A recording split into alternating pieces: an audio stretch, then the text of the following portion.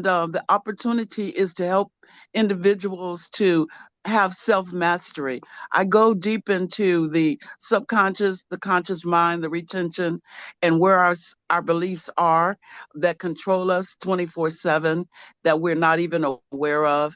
And the opportunity is that everyone, as you said, Rocky, requires this understanding of the system. We've been given the system, given the brain, but not told how it operates. And so that's what I help do. I write books, detox your brain, unlock your clarity and freedom.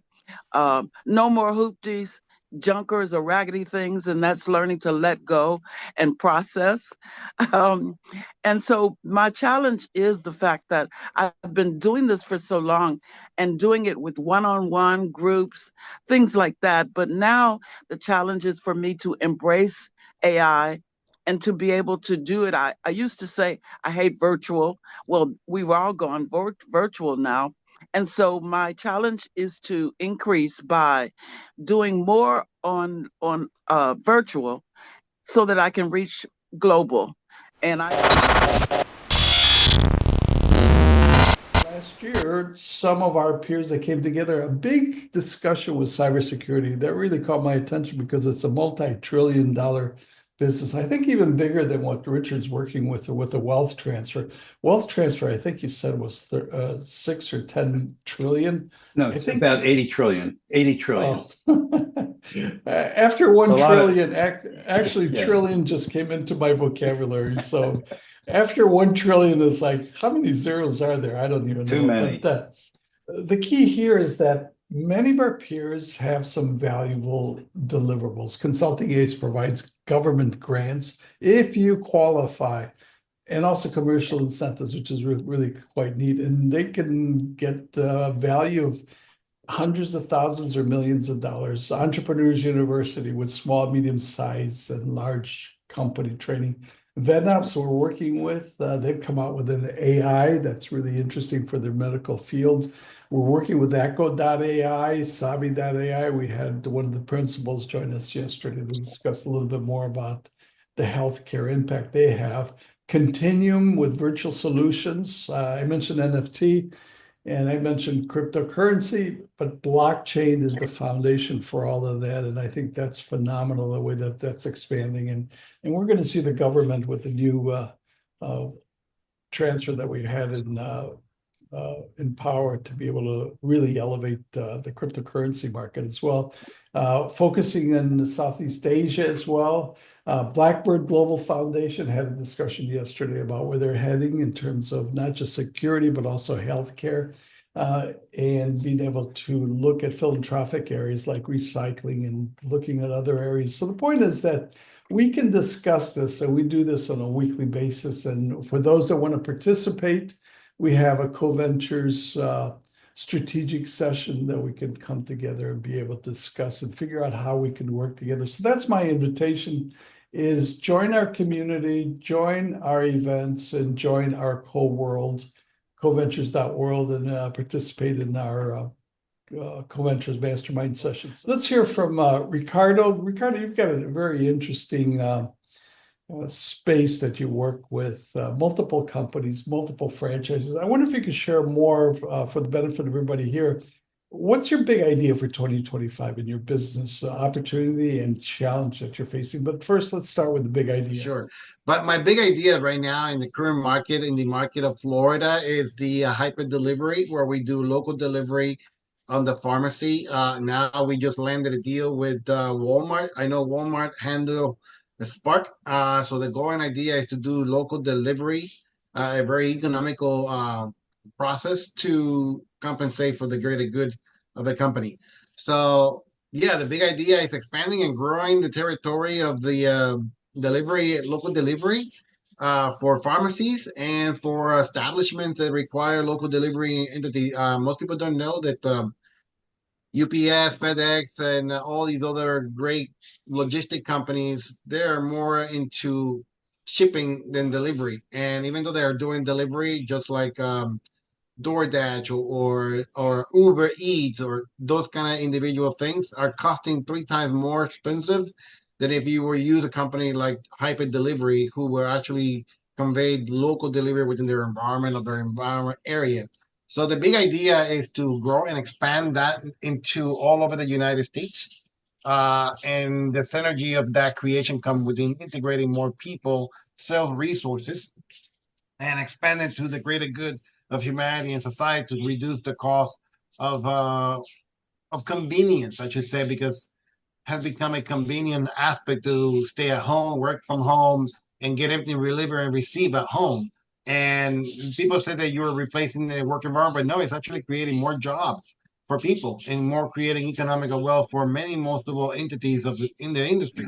So yeah, that is one of the big ideas that I currently have. And of course, any idea in relation to any business model to grow, to expand into a franchisor or franchisee, we're always looking to help those people to expand and grow that section and to show the ability of what exists out there and to become business owners. I personally believe everybody should be a business owner at one point or another so they can see the difference between working for someone for over 20 years and not having nothing to look for after 20 years, or working hard for you twice as much harder than working for someone else and getting the full result in 3 to 5 years and be independently free from all the problems and issue and necessity of day of life. But you know what? I've been doing this for over 25 years, and I'm still grateful that I'm going, expanding and growing and showing my wealth of helping other people do the same. That's one of the biggest ideas I have. There's only 85 different logistic entities that cost delivery. So we acquire all those 35, we already have contracts already signed and approved to start. When I say the logistics, that means that they have the amount of drivers that can actually drive who are certified and verified by APA compliance and all the code compliance to verify they can actually pick and deliver those items. And due to the fact of that, we are opening now in Florida. We are expanding the growth of Florida market. Later on, the market will be Dallas. We just opened now last week, California and Los Angeles. We currently lay with Walmart the delivery aspect in California. So the goal idea is to be all over the major cities who can handle local delivery. Yes, sure, the delivery cost in California is a little higher than it is in Florida, but it's compensate almost in equal value based on the value of the economics of that state, based on the taxation and so forth, right? So in Florida, it's like $7.95 for a package, 25 pounds or less, and in California, it's $9.95 for 25 pounds or less. Anything beyond that have a different price structure, but there is actually almost 75% discount across the board for the company who's providing those deliveries, especially in the pharmacy entity, which most people don't know. In the pharmacy, if a medication is not picked up within 3 days, the pharmacy has to discard that medication, and that cost goes transferred to all the other medication across the board because it cannot be repackaged and replaced back into the container. If they don't get picked up, a lot of times they get discarded or relocated. Well, we've got a lot of thought leaders here that would Are you? love to give you feedback. Let me open it up to see if anybody has a comment, thought, idea. Go ahead, Richard. Ricardo, are you affiliated with Aspire Partners at all? Aspire Partners? Yeah. Yes, I'm familiar with them. Yes. Okay, but you're not connected with them because No. they have this hyper. They have Hyper, but I'm Hyper directly with Hyper. So we do have our own connection and Good. contract agreement with them. Good. Okay. Glad to hear that. Yes. Yeah. Okay. Are you familiar with the Aspire program? Yes, I dabbled in it. I have only one that that will be meaningful next month, and that's that class action. I don't have the time to do all of that the right way, Yeah, like you're class action doing. is good. Class action Yeah. is good. And also the tax credit that we deal with the tax Yeah, credit. the self-employed FIDA, CETA, what SETC. Oh, the ETC. The Yeah. ETC. I stopped doing the ETC due to the fact that it had too much results, and the result that were not affected to the benefit for myself Good. and anyone else. But I left that one alone. yes, all the other ones are great. We continue to expand and grow all the other ones. I've been selling a lot of tax credits left and right. Those are very good. And we do a lot of all the evolutions. And with the new negotiation that we landed with Hyper, we are changing the economics of growth and expansion. Excellent. Yeah. It's always about the people. That's right. The AI is not going to replace people. It just doesn't work that way because it's for the people, and it takes people to satisfy people. Yeah. It's just no. When I got hired by the city, Pompano Beach, initially, which was years ago, what the city manager said, we have to fix our service. Well, really meant serving all residents, 120, 130,000, they were serving them, but they weren't being satisfied. Yeah. So it's about customer satisfaction, not about customer service. Were It's you really were you in the Economic and Development Department of the city of Pompano? no. I don't work for them. I'm a consultant, freewheeling. I don't touch any of that kind of stuff. I'd like to get them. They could use some help. Yeah. But people only buy what they want, not what they need. That's a different story. I used to build other municipality the water treatment plants in Pompano. That's what I'm working with. The operators. Yeah. I built all those municipalities for the water treatment plant through different companies. Yeah. Excellent. You did a good job because they still work. Let's hear from Linda Reese. Linda Reese is a transformational coach focused on working with women. And Linda, I wonder if you could say more. What is your big idea for 2025 going forward? The opportunity, the challenge that you'll face, but let's start with the big idea. Linda? Well, and it's Islander. You'll never meet another Islander. Oh, excuse me. I thought that was a typo. I know. Linda. I've That been is doing very all my pretty. life. That's been my problem, my challenge. But Hi, my Linda, mother, Linda. Hi, Linda. that's it. My mother did that to me. That was before the iPhone. There you go. And Oh, you could capitalize on that. That's a great idea. I'm an I experience because Yes, you are. I've been doing this work for almost 25 plus years. And the opportunity is to help individuals to have self-mastery. I go deep into the subconscious, the conscious mind, the retention, and where our beliefs are that control us 24/7, that we're not even aware of. And the opportunity is that everyone, as you said, Rocky, requires this understanding of the system. We've been given the system, given the brain, but not told how it operates. And so that's what I help do. I write books, detox your brain, unlock your clarity and freedom. No more hoopties, junkers, or raggedy things, and that's learning to let go and process. Um, and so my challenge is the fact that I've been doing this for so long and doing it with one-on-one groups, things like that. But now the challenge is for me to embrace AI and to be able to do it. I used to say I hate virtual. Well, we've all gone virtual now. And so my challenge is to increase by doing more on virtual so that I can reach global and I can reach people all over the world. Certainly, what are you doing now to really show up in a virtual world, Linda? Thank you for the question. I'm doing more of embracing coaching online, coaching through virtual, and doing more of that. Really, the challenge for me as well is because you said creative soul. That's what I am. Tyler Perry said that there's many horses running in my head, and I have to just determine which one to give the reins.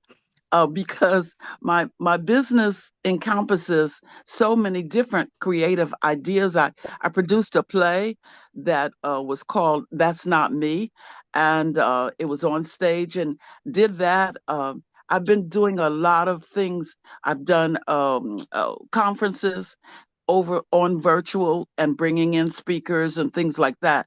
And so that's how I'm showing up. But sometimes I have so many ideas in my head that I have to bring in the reins. Well, let those reins go. I've heard it say also that don't wait for the horse that wins. Just pick any horse. They're all going to finish to the finish line. But let me open it up to see with the thought leaders we have here, any ideas, comments, thoughts, ideas for Ilinda? Anybody? What's the primary way that you get your clients, Ilinda? Well, Richard, you actually said it when you said that people buy what they want, and I usually say and beg for what they need.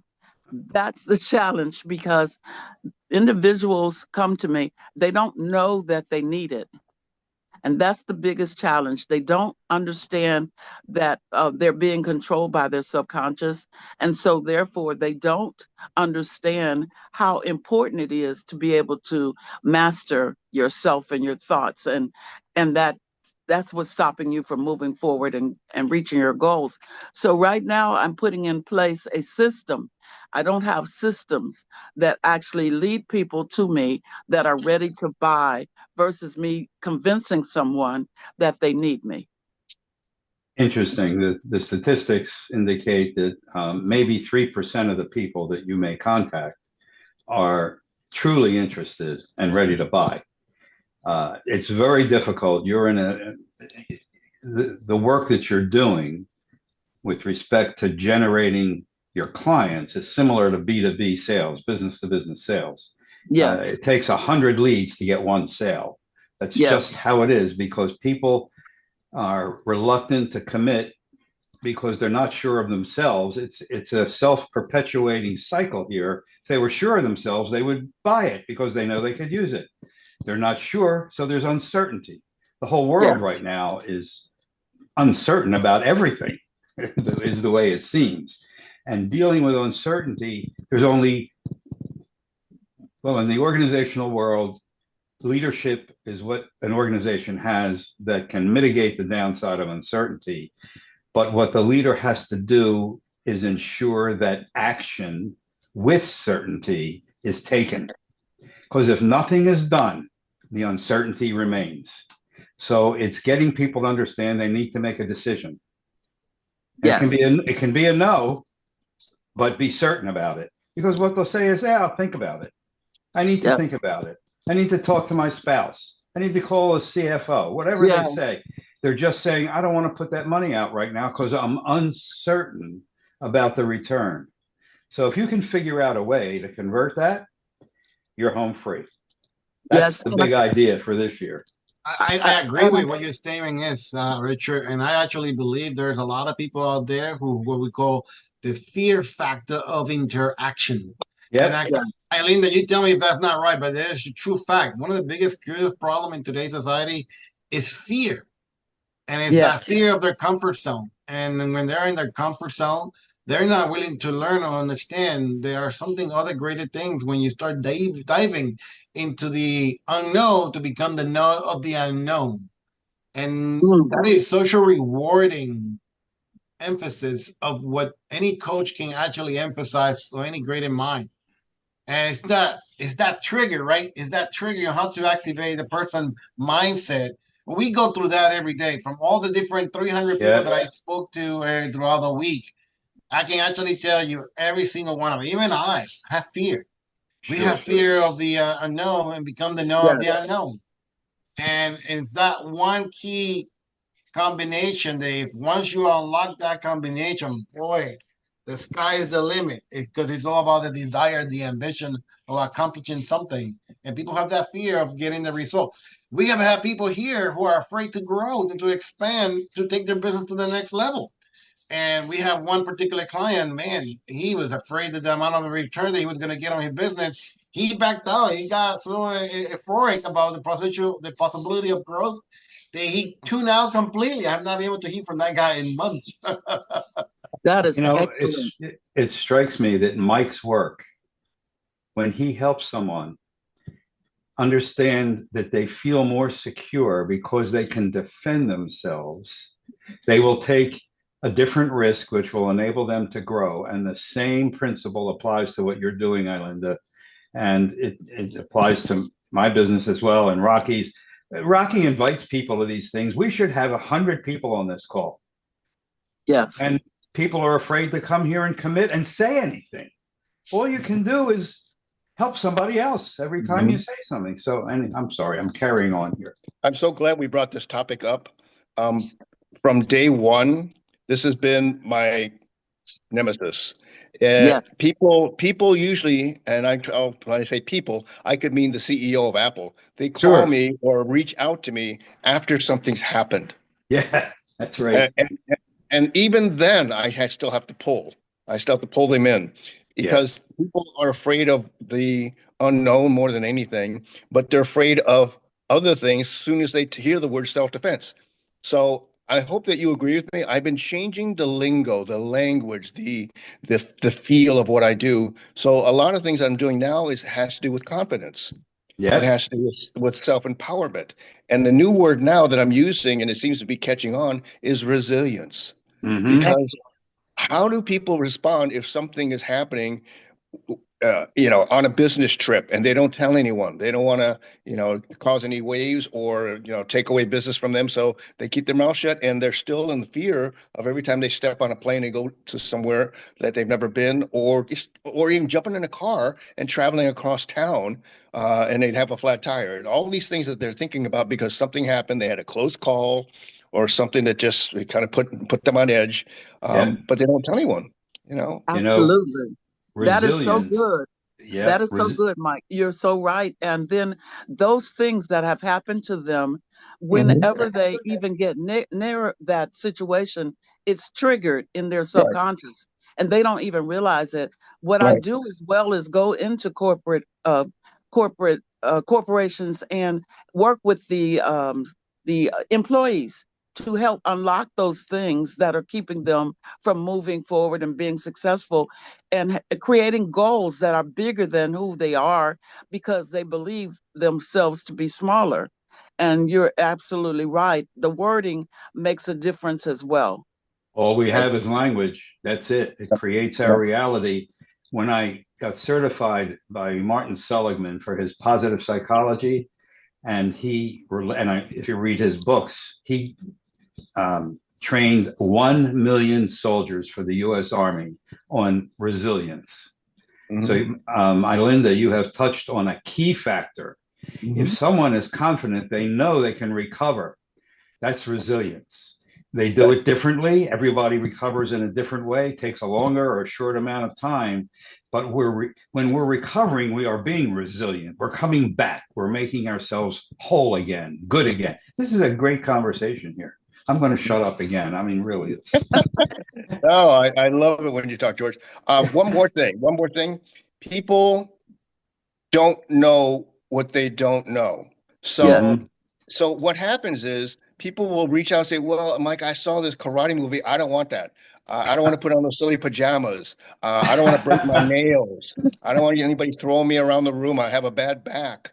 So I had to take the martial arts and put it in the back seat because Yeah, that's the foundation. But I'm teaching you how to be more resilient. I'm teaching yeah, you how to be more, have a comeback attitude as far as whatever happens. I'm going to figure this out. I call it the GC process, how to get calm in a crisis. And been that's hired just for great. that one little piece of my self-defense training.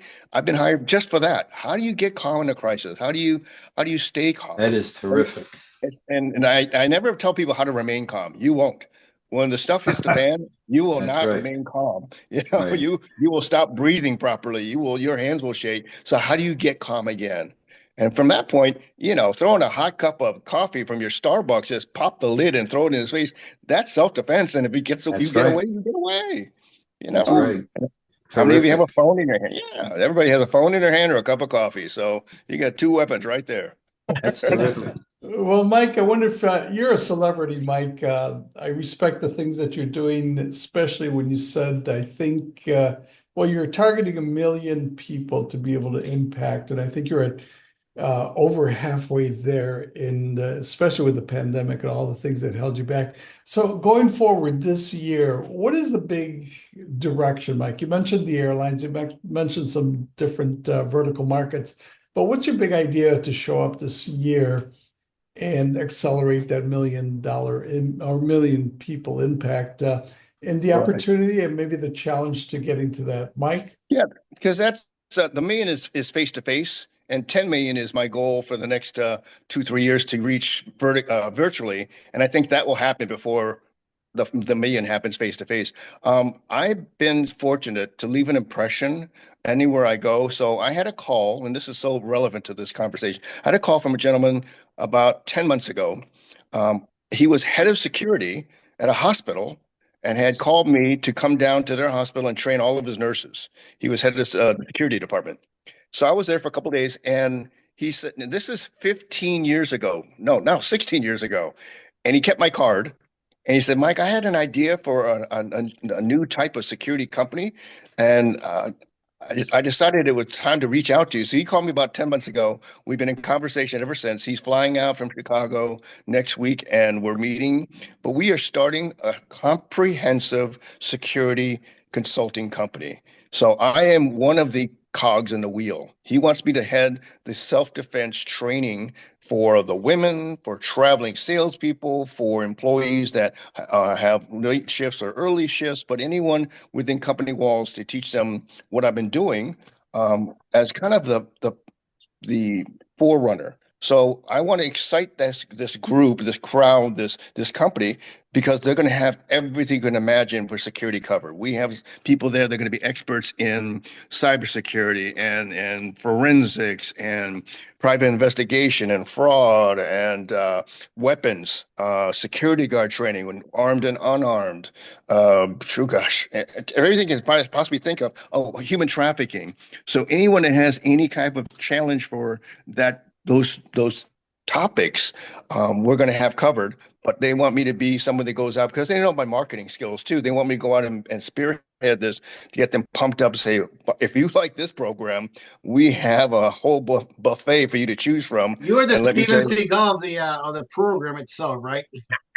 Yeah, exactly. You know, I'm so blessed. I have 4 things in my background that have helped me over the years to keep going. Number 1 is the martial arts. That's the foundation. But I'm also a high school teacher that taught in Chicago, special ed. I mean, welcome back, Carter. Those kids were angels compared to what I had when I was teaching in Chicago, and I did that for 8 years.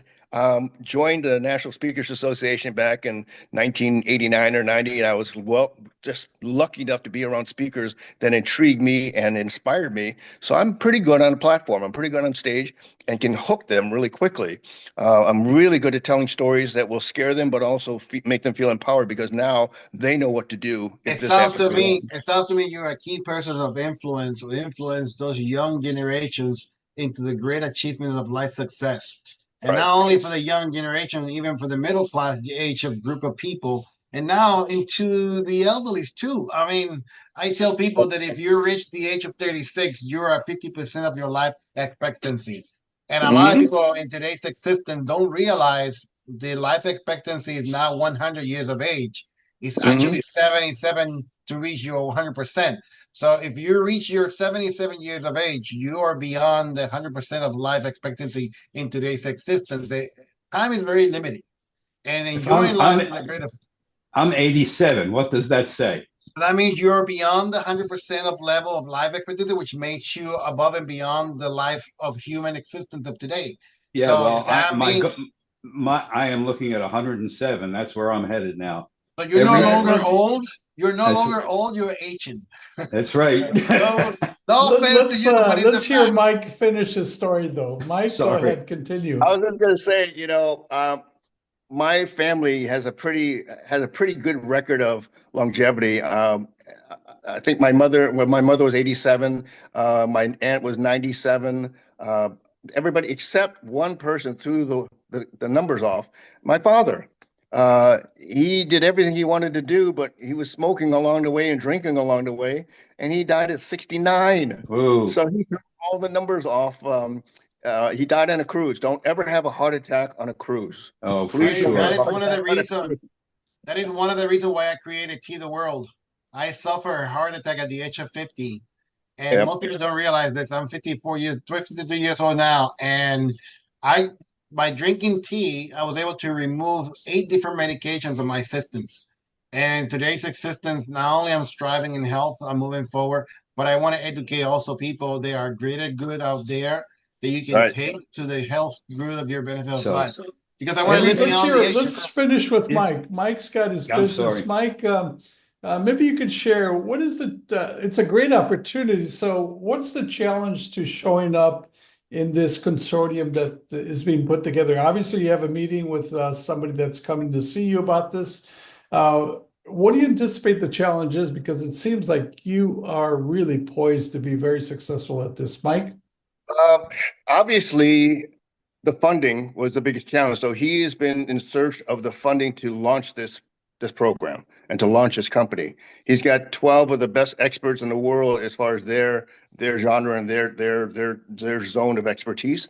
But I wanted to make it solid. So he is a veteran. He trained hundreds of troops in Afghanistan and Desert Storm how to use their weapons. So he's a weapons expert. He's an ex-sheriff, an ex-police officer, an ex-security guard chief. So he's got that covered. But he wanted to have everyone have their own little niche to be able to add to the company, make it comprehensive. So there's never been a company that I've seen that has everything he's going to have put together. And he finally got, I believe, the dollars in place. He put out the paperwork for the grants and what's he's eligible for as a veteran, as a retired police officer.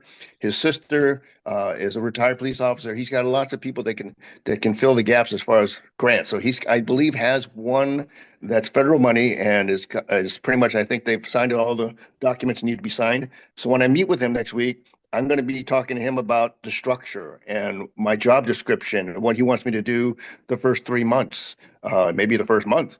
But I want to get this in place because I'm looking to join him to do what they want to do and still to continue what I'm doing because there's a lot of things that I've already been contacted and it's already in place, like the Maricopa County. So I want to make sure that that's in place. But we're looking at me helping this company grow to make sure that anyone that needs even one of these experts can reach out to us. If they need other things, including my services, terrific.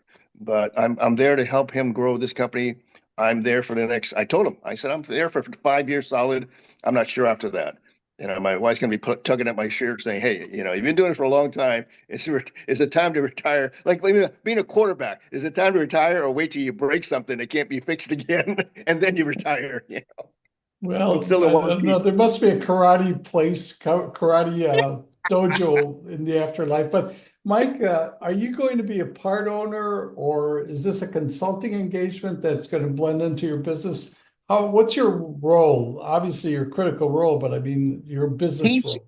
he's okay, because I'm one of the first three people he contacted. He wants me to be one of the resources. So time-wise, I'm looking to contribute 2 days a week.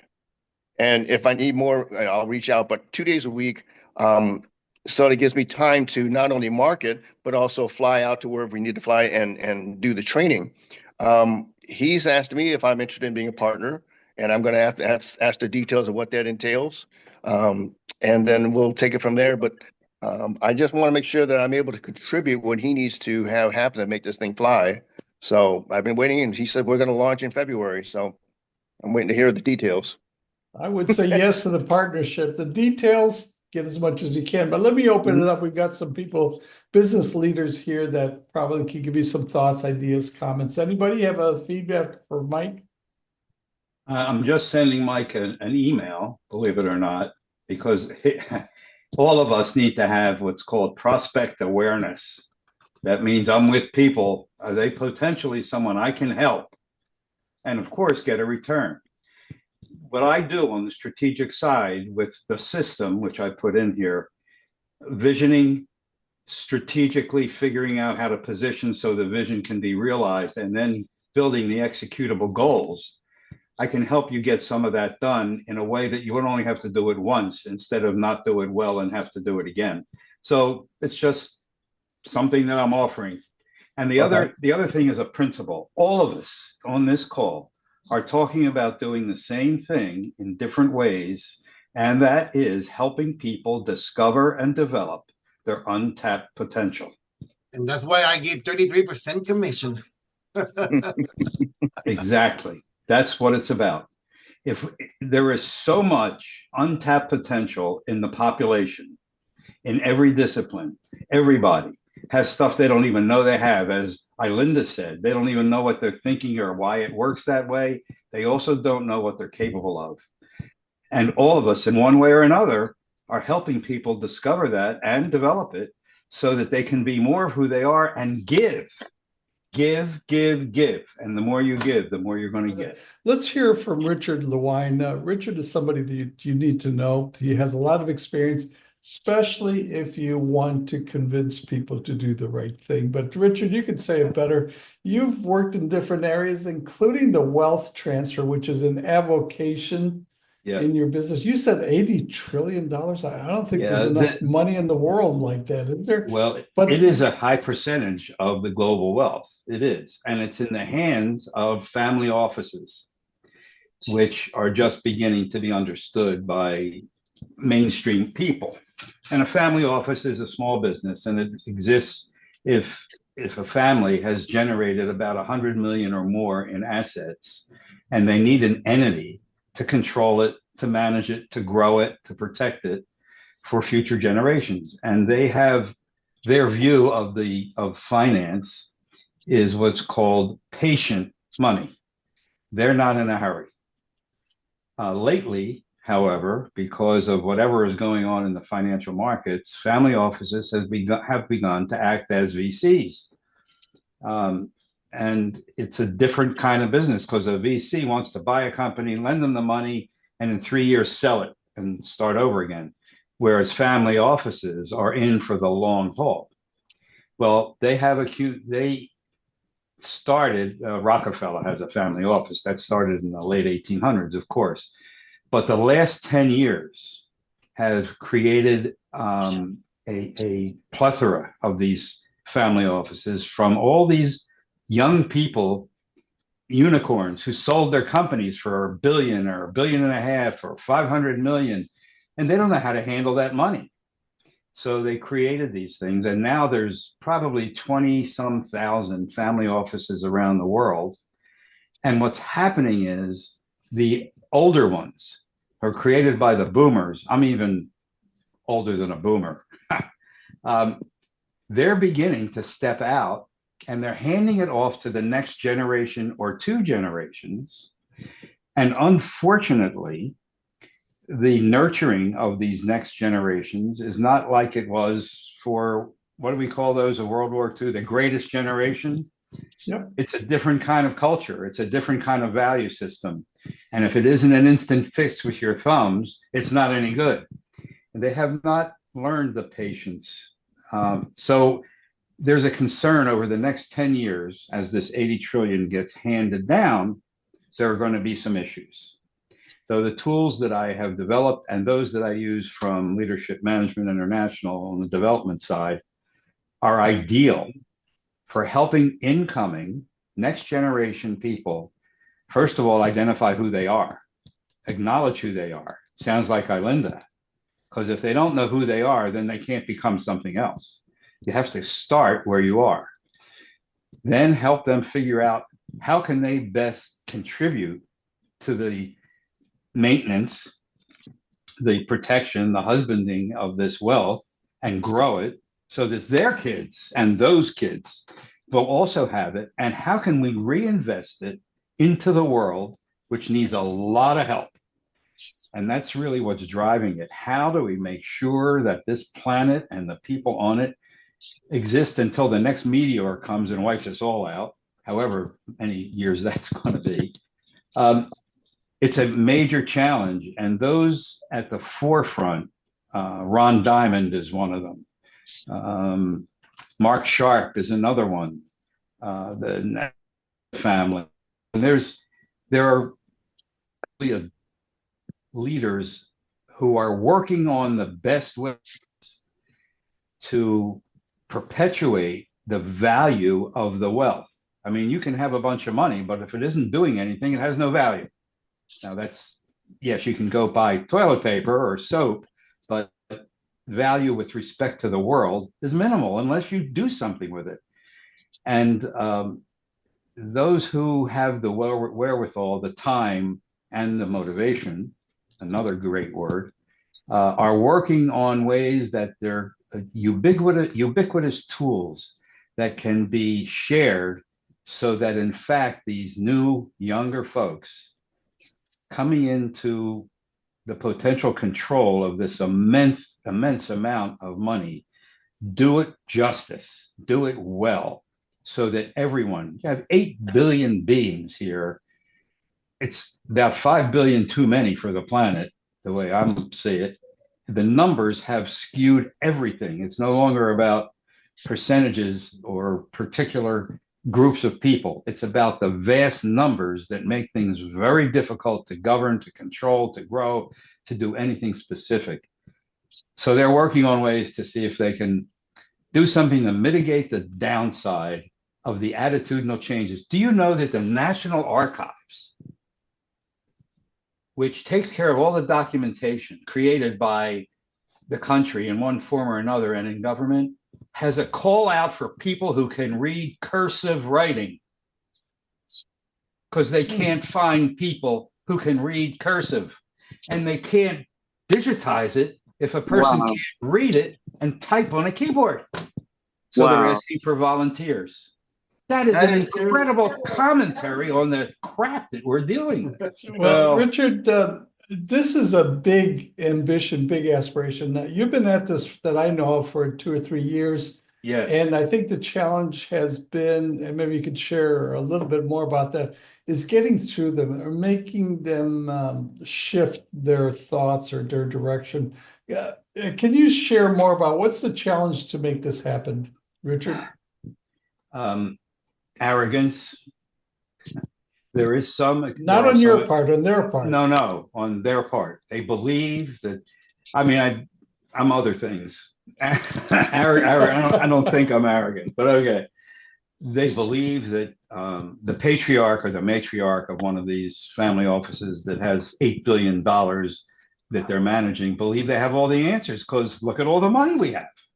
Mm-hmm. So they have gatekeepers and doors and gates and walls and only a few trusted advisors. And those trusted advisors have their own beliefs. So it's very difficult for someone like myself to make entree and offer a different look. In addition to that, because there are some of us who have gotten in, I've done a little bit of work, not a lot, not enough to make any kind of major impact. And as someone gets in with a different look, the movement from being purely patient money to shorter term is a result of new people coming in with new ideas. So the challenge is to get to the decision makers who believe that they have the answers. And this is true for most of us here on this call right now. The people we're going after believe they got it all. So it's finding the magic words, since all we have is language, to ask the right question to get them to stop and say, oh, I didn't think of it that way. That's the major challenge. And then it's getting the next generation, which is very busy with their thumbs, with their instant gratification, and I want it now, to get their head out of their screen and believe that they can learn something and that they need to learn some things. So the challenges are multiple. There are myriad challenges involved in getting this done. I in no way believe that I can fix it. No way. I can't fix this. But I'm Richard, you're going to have to come back to us with the answer to that. I want to be respectful of time, and okay, because now it's one of those sequel things to be determined, and we have this innovation exchange on a monthly basis, but you don't have to wait a month. You don't have to wait a week. You could start on Monday. Monday's European executives, and Tuesday for Canvas executives, and so on. I have a session every single workday of the month that you can participate, and I encourage you to certainly join us. Before I invite somebody to close us off, I want to thank you for joining us, for the thoughts, the ideas. I will put a summary of this on our platform. Please join our platform. You can do that freely, and also there's a paid session, and also we'll share the recording as well too. Is anybody? I want to thank you for joining, and also enjoy the weekend. I forgot it's the weekend, but anybody have a closing thought, comment? Anybody? Have a great, happy rest of the new year, and continue prosper in abundance and life and success. Thank I you. want to That's a want to good say thank close. you. Thank you. This is my first time. I promise next time I show up, I'll fix my face and have myself on camera. Good. Hey, Yeah, the I'm picture gonna works fix my great. face too. Yeah, Rocky, you need it. Linda doesn't. We know Hey, that. listen, I am 70 years old and look at me already. So, hey. See you All all. right. Thank I want you. to see results. You can show Yep. your face if you want to, but I want to hear results. Have a good day. Be well. Thank you. Bye-bye. Bye Thank all. you. Bye.